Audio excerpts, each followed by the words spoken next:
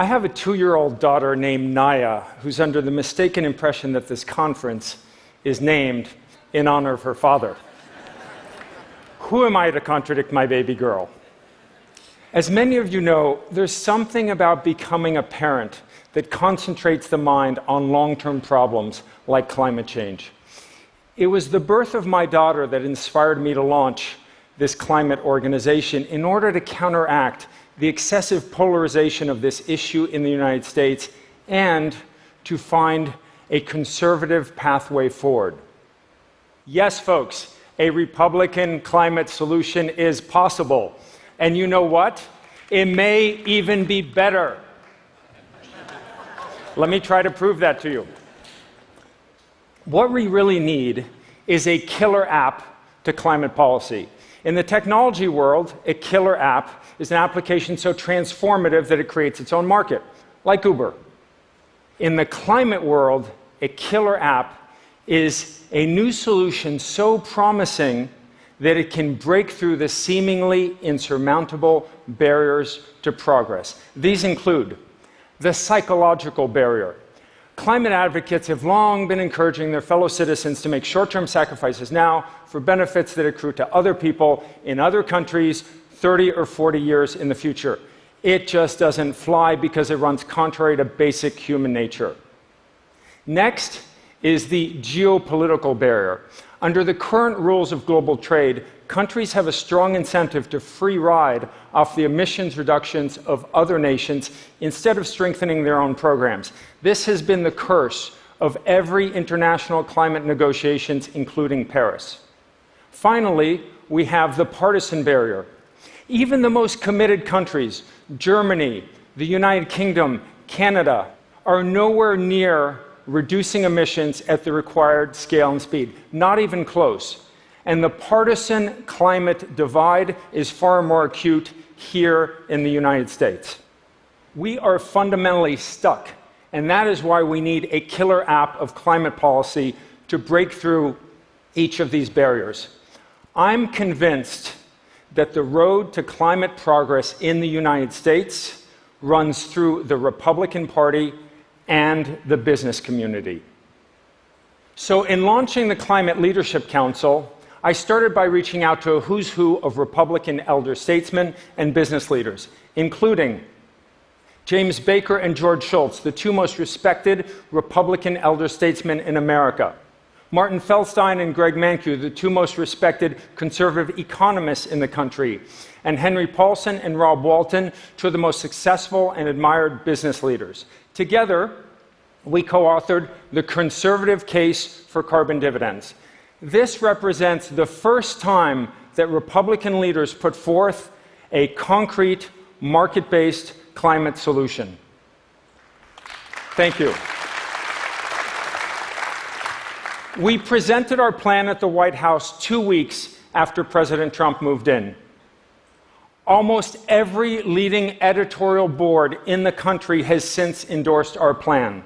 And Fortune 100 companies from a wide range of industries are now getting behind it.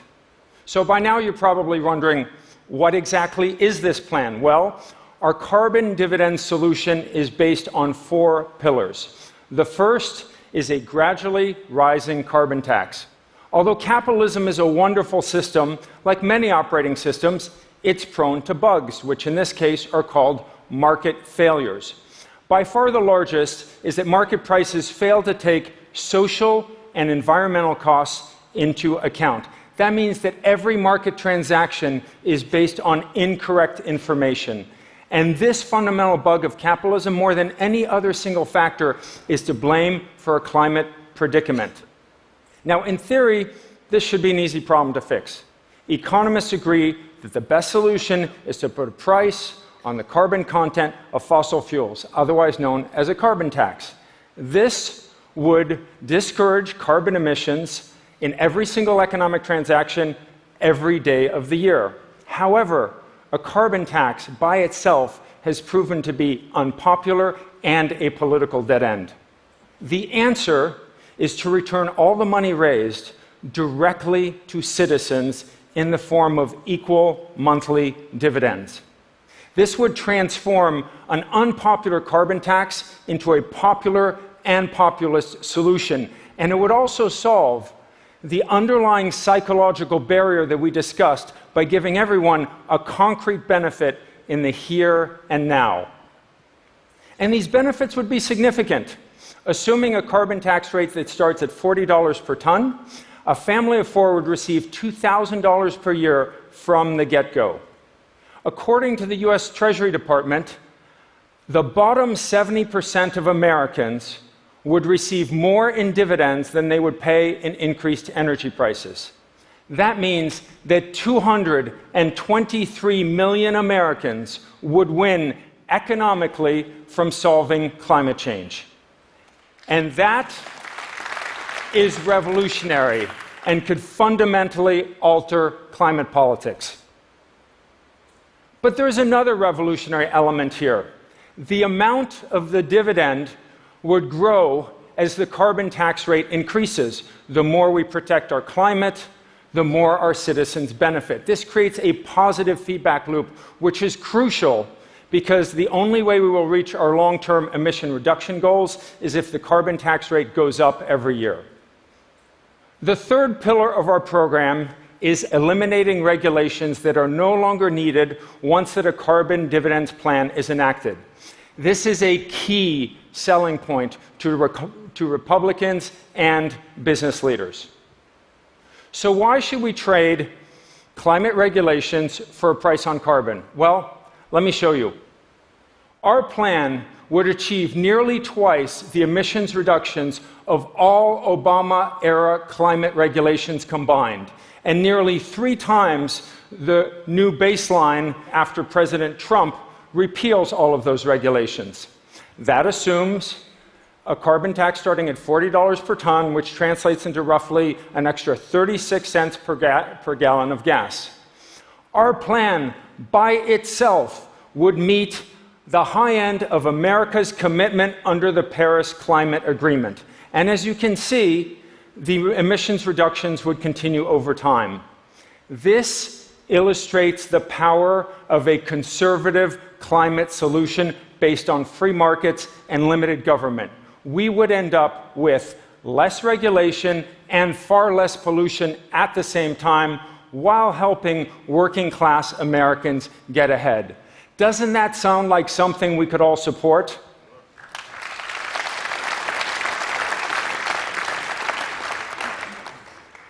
The fourth and final pillar of our program is a new climate domino effect based on border carbon adjustments. Now, that may sound complicated, but it too is revolutionary because it provides us a whole new strategy to reach a global price on carbon, which is ultimately what we need. Let me show you an example. Suppose that country A adopts a carbon dividends plan and country B does not. Well, to level the playing field and protect the competitiveness of its industries, country A would tax imports from country B based on their carbon content. Fair enough. But here's where it gets really interesting, because the money raised at the border would increase the dividends going to the citizens of country A. Well, how long do you think it would take the public in country B to realize that that money should be going to them and to push for a carbon dividends plan in their own land? Add a few more countries, and we get a new climate domino effect. Once one major country or region adopts carbon dividends with border or carbon adjustments, other countries are compelled to follow suit. One by one, the dominoes fall. And this domino effect could start anywhere. My preference, strongly, is the United States. But it could also start in the United Kingdom, in Germany or another European country, or even in China. Let's take China as an example. China is committed to reducing greenhouse gas emissions. But what its leaders care even more about is transitioning their economy to consumer-led economic development. Well, nothing could do more to hasten that transition than giving every Chinese citizen a monthly dividend. In fact, this is the only policy solution that would enable China to meet its environmental and economic goals at the same time. That's why this is the killer app of climate policy, because it would enable us to overcome each of the barriers we discussed earlier: the psychological barrier, the partisan barrier, and as we've just seen, the geopolitical barrier. All we need is a country to lead the way. And one method of finding what you're looking for is to take out an ad. So let's read this one together. Wanted, country to pioneer carbon dividends plan. Cost to country, 0. Starting date, as soon as possible. Advantages, most effective climate solution. Popular and populist, pro-growth and pro-business. Shrinks government and helps the working class. Additional compensation, gratitude of current and future generations, including my daughter. Thank you.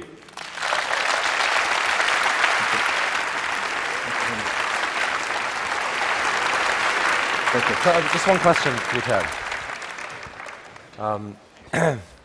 I'm actually not sure I've seen a Conservative get a standing O at TED before that. It's pretty cool. So, I mean, the logic seems really powerful, but some people you talk to in politics say, you know, it's hard to imagine this still getting through Congress. How are you feeling about momentum behind this? So I understand that many are very pessimistic about what's happening in the United States with President Trump. I'm less pessimistic. Here's why. The actions of this White House, the early actions on climate, are just the first move in a complex game of climate chess. So far, it's been a repeal-only strategy. The pressure is going to mount for a replacement program, which is where we come in. And there are 3 reasons why, which I'll go through real quickly. One, the business community is fundamentally parting ways with the White House on climate change. In fact, we're finding a number of Fortune 100 companies supporting our program. Within 2 months, we're going to be announcing some really surprising names coming out in favor of this program. 2, there is no issue in American politics where there's a more fundamental gap between the Republican base and the Republican leadership than climate change. And 3, thinking of this analogy of chess, the big decision up ahead is, does the administration stay in Paris? Well, let's pan it out both ways. If it stays in Paris, as many are pushing for in the administration, well, then that begs the question, what's the plan? We have the plan. But if they don't stay in Paris, the international pressure will be overwhelming. Our Secretary of State will be asking other countries for NATO contributions, and they'll be saying, no, give us our Paris commitment. Come through on your commitments, we'll come through on ours. So international, business, and even the Republican base will all be calling for a Republican replacement plan, and hopefully we've provided one. Thank you so much, Ted. Thank you. Thank you, Chris.